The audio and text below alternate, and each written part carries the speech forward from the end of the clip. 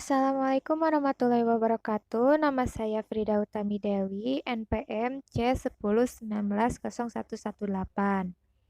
Saya akan memaparkan mengenai analisis saham menggunakan analisis fundamental pada saham PT Kalbe Farma. Yang pertama, saya akan memaparkan mengenai profil dari PT Kalbe Farma.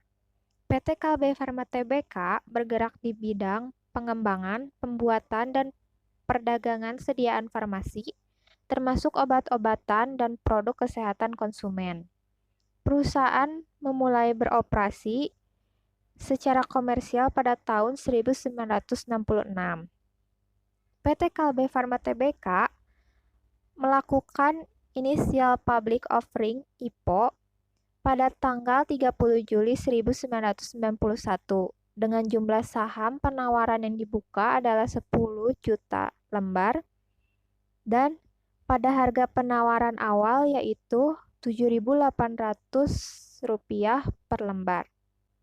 Lalu ada pengertian dari analisis fundamental. Analisis fundamental yakni analisis yang mempelajari hal-hal yang berhubungan dengan kondisi keuangan suatu perusahaan dengan tujuan untuk mengetahui sifat dasar dan karakteristik operasional dari perusahaan publik.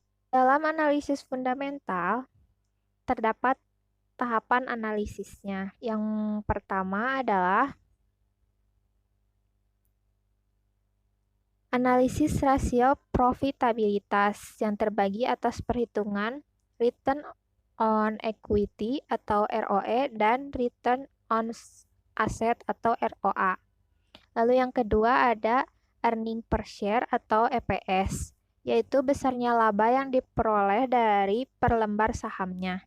Yang ketiga ada dividen payout ratio atau DPR, yaitu rasio banyaknya laba perusahaan yang dibagi menjadi dividen kepada pemegang saham. Lalu yang keempat ada dividen per share atau DPS, yaitu dividen yang dibagikan dari per lembar saham perusahaan.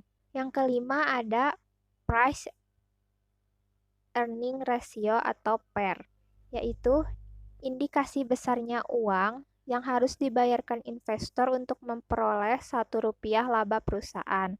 Dan yang terakhir ada estimasi nilai intrinsik saham. Nilai intrinsik atau nilai teoritis adalah nilai saham yang sebenarnya atau seharusnya terjadi. Masuk ke analisis yang pertama, yaitu analisis rasio profitabilitas yang terdiri atas return on equity atau ROE dan return on asset. Berikut ini adalah lampiran dari laporan keuangan dari PT Kalbe Farma yang terdiri atas laporan aset, laporan liabilitas atau hutang, dan laporan equity. Berikutnya adalah laporan laba dari PT Kalbe Farma.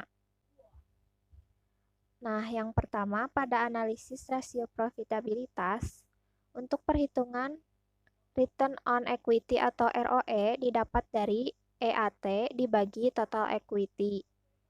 Dan dari perhitungan tersebut didapatkan 11,63%.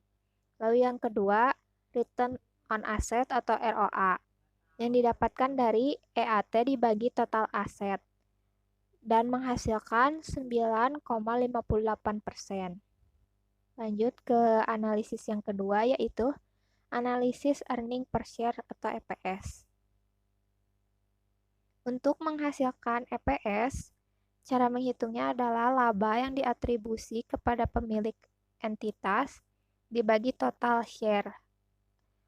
Maka mendapatkan hasil 48,81. Lanjut ke analisis yang ketiga, yaitu dividen per share atau DPS. Analisis dividen per share atau DPS didapatkan dengan perhitungan jumlah dividen yang dibayarkan dibagi dengan total share. Maka menghasilkan 28. Dan yang keempat, analisis dividen payout ratio atau DPR. Cara mendapatkan hasil DPR yaitu dengan cara DPS dibagi EPS dan menghasilkan 57,36%. Lanjut ke analisis berikutnya yaitu Price Earning Ratio atau PER.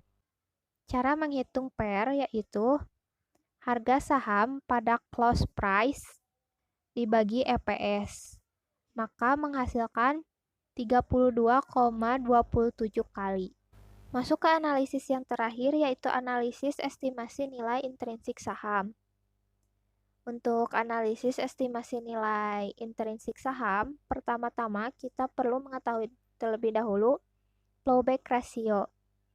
Rumusnya adalah 1 dikurang DPR, sama dengan 1 dikurang 57,36% dari DPR yang tadi telah kita hitung, dan menghasilkan 42,64% untuk plowback ratio tersebut. Selanjutnya, kita menghitung G atau pertumbuhan dari saham.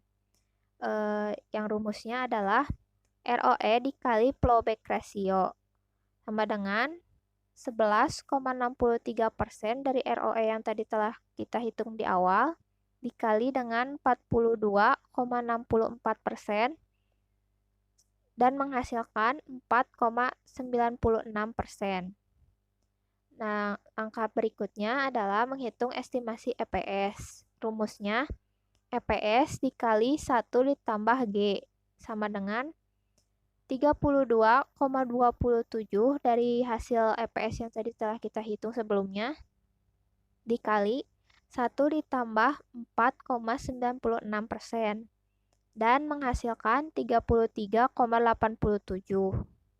Dan yang terakhir untuk menghitung nilai intrinsik atau P, rumusnya adalah estimasi EPS dikali PER, yaitu 33,87 dikali 32,27, menghasilkan 1093. Jadi setelah kita mendapatkan nilai intrinsik sebesar 1093, dapat kita tarik kesimpulan bahwa dengan nilai pasar 1575 dan juga nilai intrinsik 1093, maka nilai pasar lebih besar dari nilai intrinsik, yang dapat disimpulkan bahwa artinya untuk saham dari PT KB Pharma Tbk tersebut mengalami overvalued, yang artinya bagi investor sebaiknya untuk menjual saham tersebut karena nilai jualnya